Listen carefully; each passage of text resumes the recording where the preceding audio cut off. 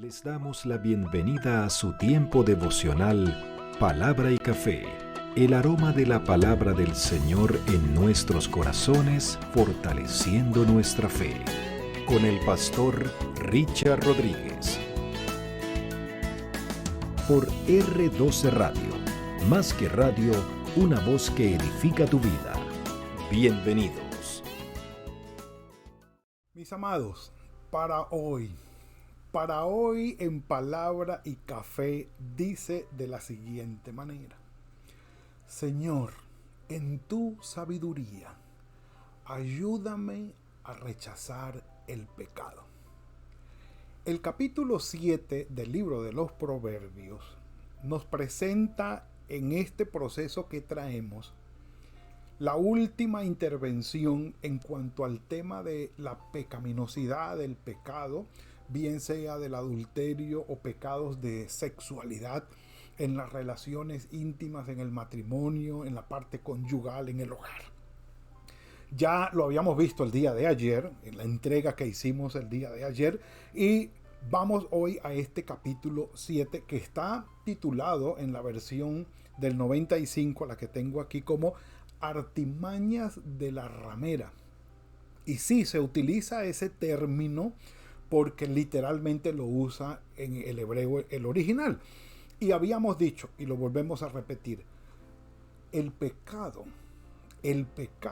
es inherente a toda la humanidad. Dentro de ello, o dentro de esa amplia gama de posibilidades de pecado que tiene el ser humano, que lleva dentro en su sangre y en su carne, está el adulterio, la fornicación, la pecaminosidad sexual, con toda la desviación y las aberraciones que hay. Ustedes y yo solamente tenemos que leer Romanos capítulo 1 para entender de qué estamos hablando teológicamente, cómo se explica esa gran pecaminosidad que hay hoy siglo XXI, en pleno apogeo.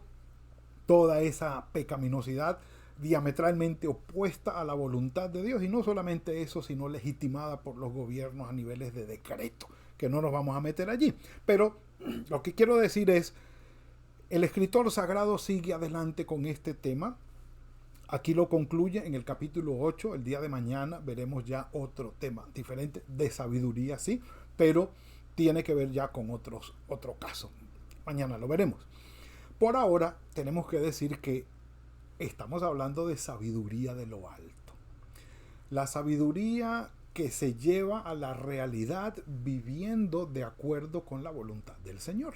Entonces, no estamos hablando de una sabiduría mundana de conocimiento, sino de tener temor de Dios, de tener al Señor Jesucristo como nuestro Señor y Salvador, que su Espíritu Santo esté en nosotros y con nosotros, que nos guíe, que guíe nuestros pasos, que vayamos en este proceso de transformación, porque estamos persuadidos de algo, que el que comenzó la buena obra en nosotros la perfeccionará hasta el día de Jesucristo. Pero en lo que respecta a nuestra voluntad, en lo que respecta a nuestras decisiones y responsabilidad, tener sabiduría, buscar sabiduría del Señor, por favor. Y mañana vamos a hablar algo al respecto de cómo mi voluntad o mis decisiones tienen que ver con ello. Por ahora les presento este último relato, porque es un relato en realidad, está en forma de poesía, pero incluye una historia que es prácticamente una estrategia que utiliza no el proverbista, pero sí aquel padre instructor que está formando a su hijo o a su hija, o una madre que está formando a su hijo, enseñándole lo que tiene que ver con este gran pecado perturbador y que genera tanto daño y tanto dolor. Por eso comienza como una introducción que es muy parecida, si no igual, a la introducción o a la invitación o a la fundamentación del capítulo 6 del versículo 20 al 23. Es prácticamente lo mismo. Dice: hijo mío. Allí vuelve y plantea el cuadro de el tutor o el instructor o el maestro para con su hijo, o su padre, madre para con sus hijos, enseñándoles. Y vuelvo a insistir, mis amados, el tema de la sexualidad es un tema que debe ser enseñado con base en la palabra de Dios, en el poder del Espíritu Santo, de padre a hijo o de padres a hijos.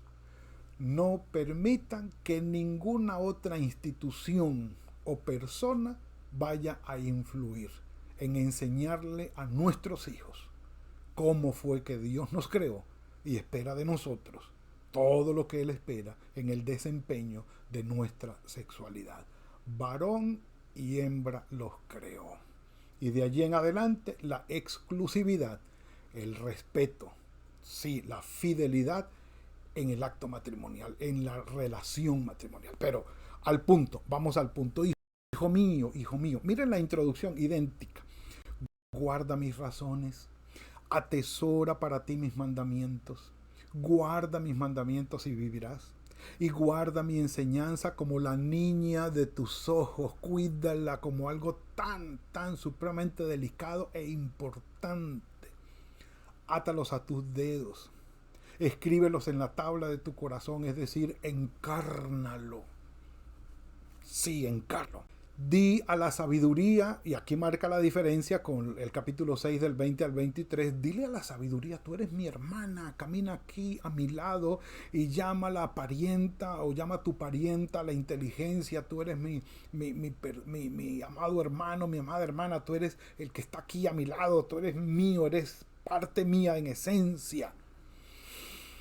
Para que te guarden de la mujer ajena, de la extraña que suaviza sus palabras. Y aquí es donde uno pudiera decir, bueno, esta introducción puede hacerse para tratar cualquier otro tema de sabiduría, cualquier otro tema sapiencial, que maneje el escritor sagrado.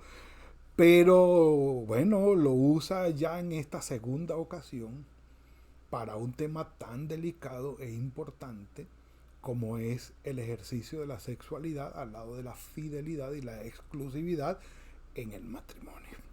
Y luego de la introducción, se me parece algo bastante cercano a David o a Salomón.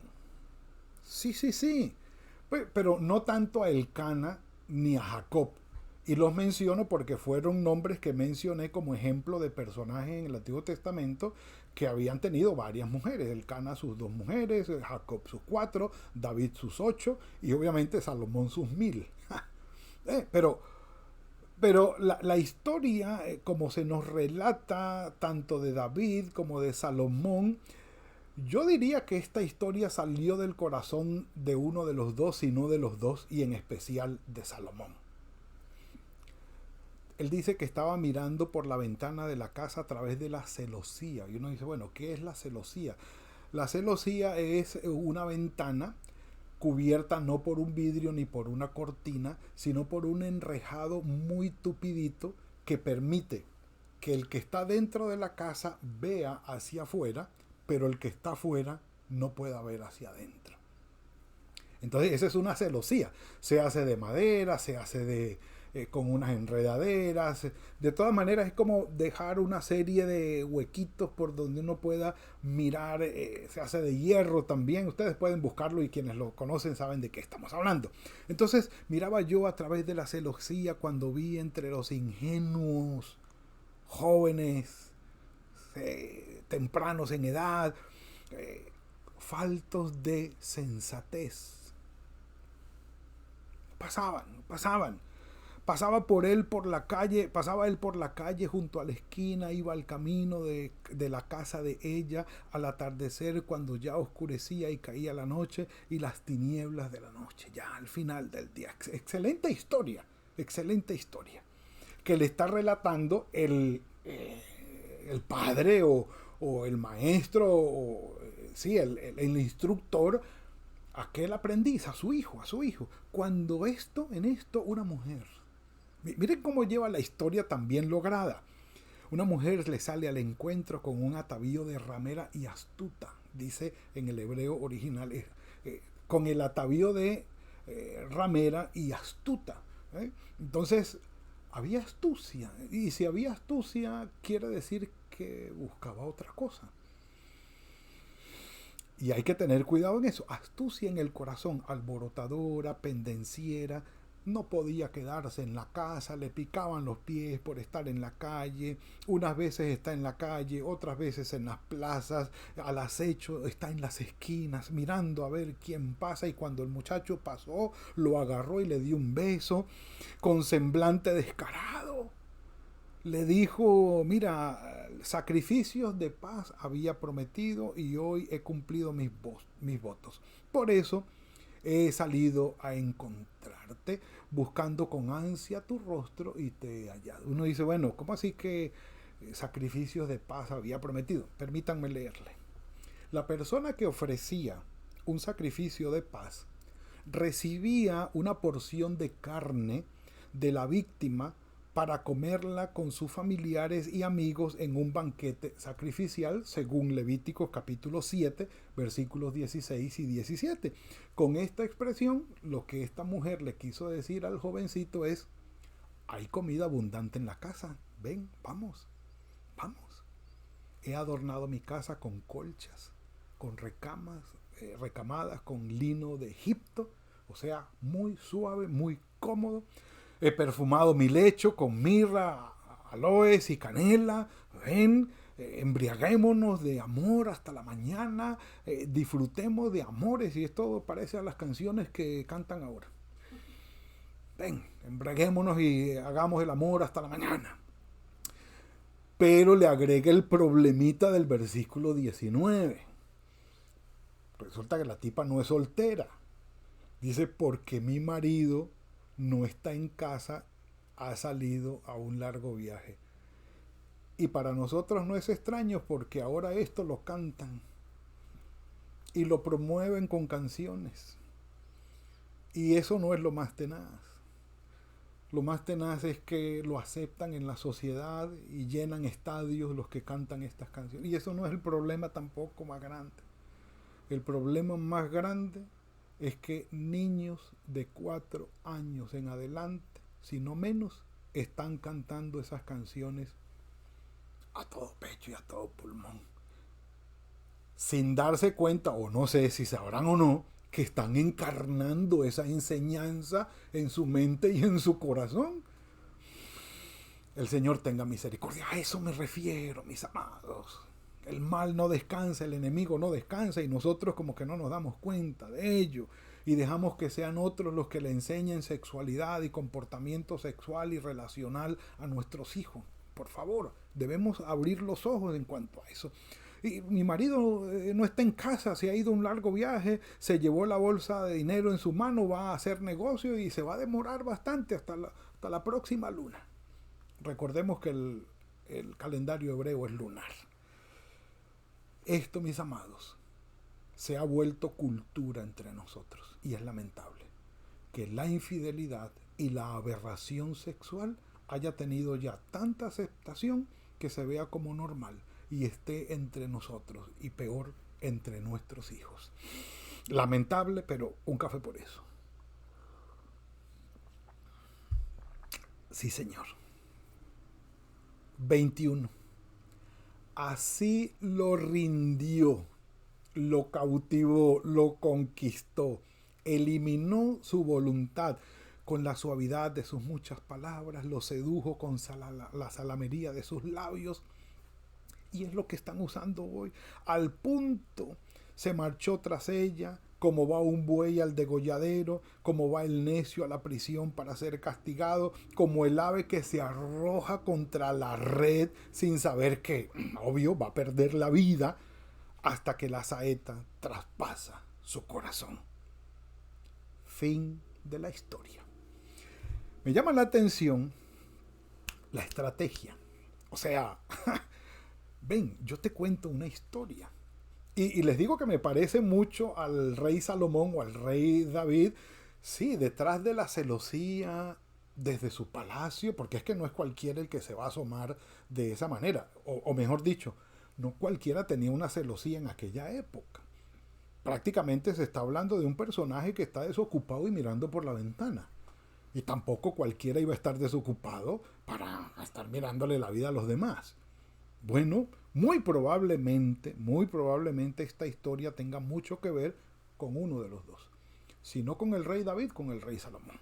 Pero el punto es la astucia, la habilidad como ven y te cuento una historia.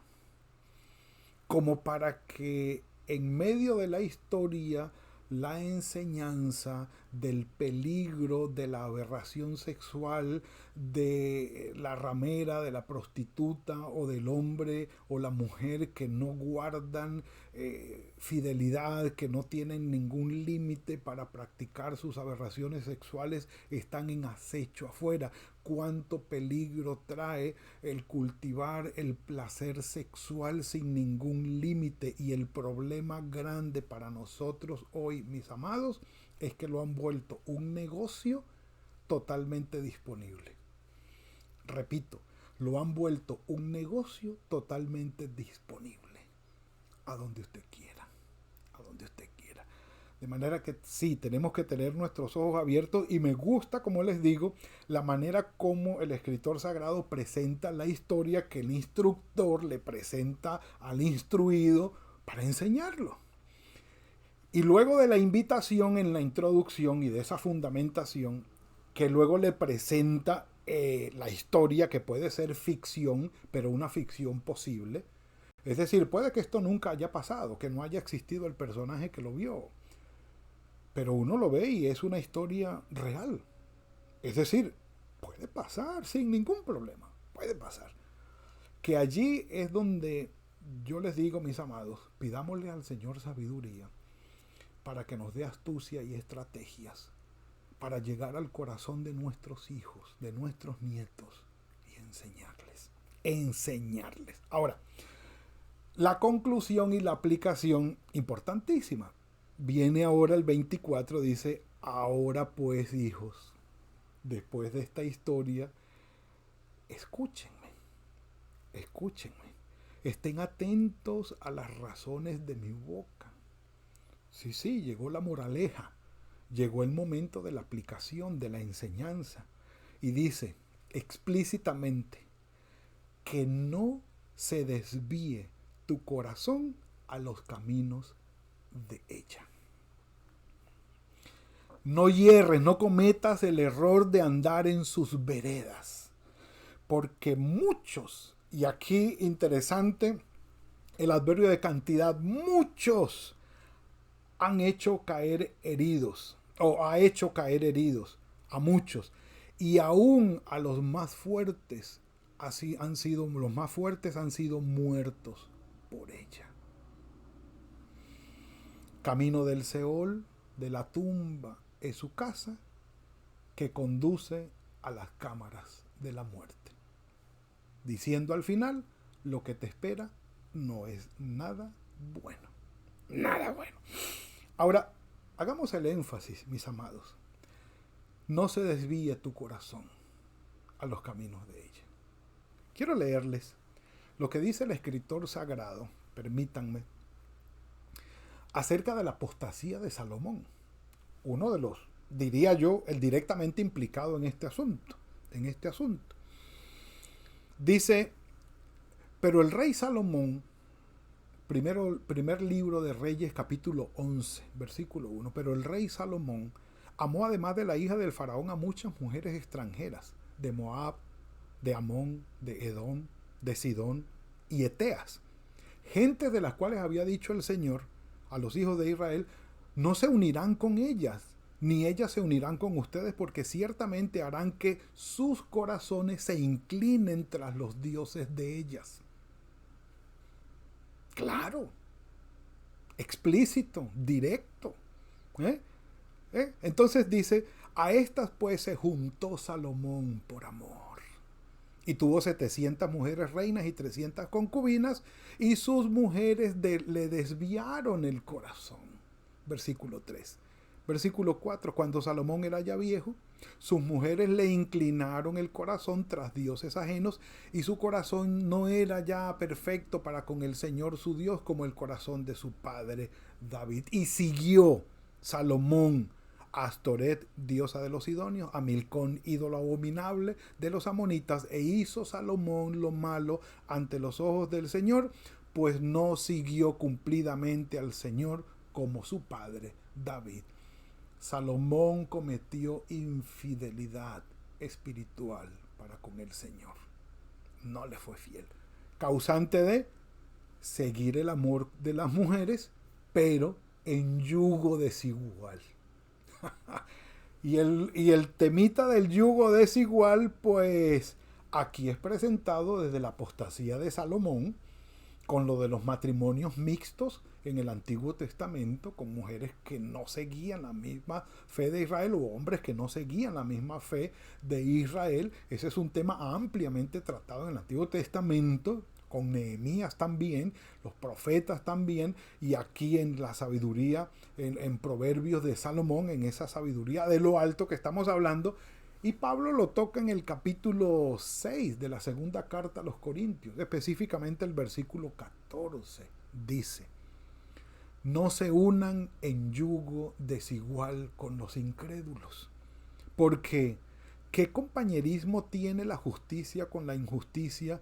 ¿Y qué comunión tiene la luz con las tinieblas? No, si entra la luz, las tinieblas salen, y si se apaga la luz, las tinieblas entran, pero nunca pueden permanecer juntas. Entonces es un yugo desigual en el que vanamente vamos a insistir buscando un buen resultado.